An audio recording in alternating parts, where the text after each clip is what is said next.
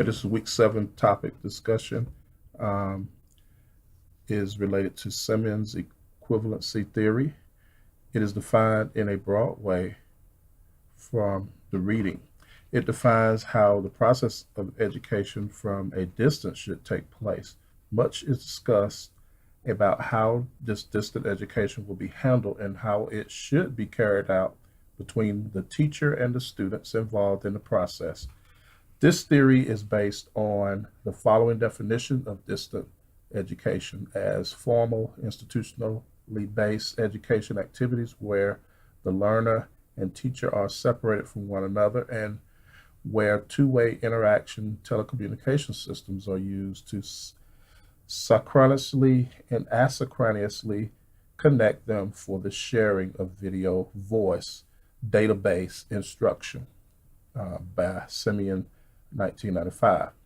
The equivalency is based on several key elements to equivalency theory.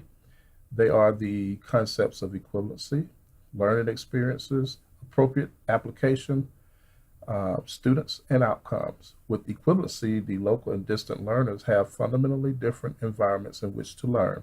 It is the responsibility of the distance educator to design learning events that provide experiences with equal value for the learners. The learning experience is anything that happens to the student to promote learning, including what is observed, felt, heard, or done.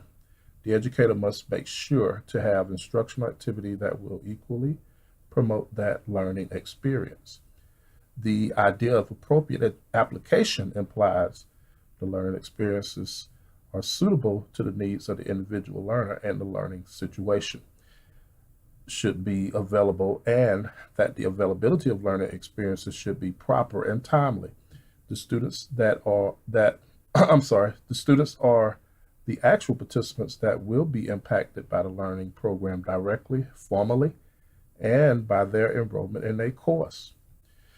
Finally, the outcomes of a learning experience are those obvious, measurable, and significant changes that occur cognitively and effectively in learners because of their participation in the course or unit. In the learning process, it affects the way the students will be educated appropriately.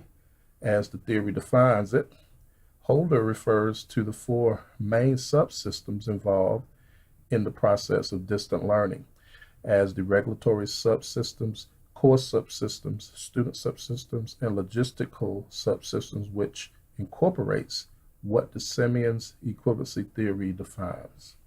Thanks.